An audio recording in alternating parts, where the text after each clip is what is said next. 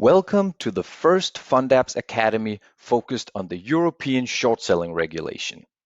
This course consists of 10 different bite-sized modules covering all aspects of the SSR, from disclosable issuers, asset class scope, calculation methods, aggregation within corporate groups, thresholds, and how to actually file the required documents.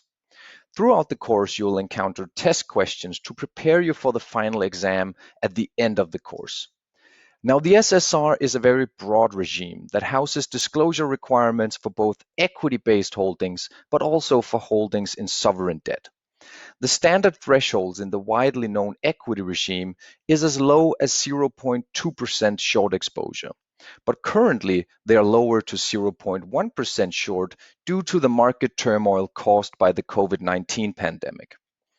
When considering the all-inclusive style scope of disclosable assets, it's not hard to imagine that a lot of disclosures are filed under the SSR every single day.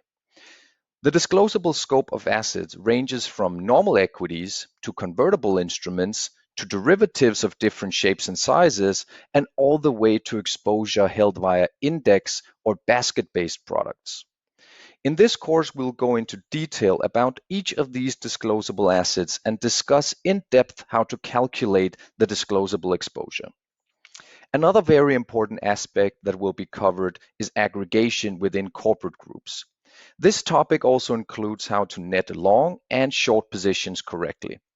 We'll go through various examples and discuss the theoretical interpretation of the regulation, but more importantly, the practical appliance of the regulation.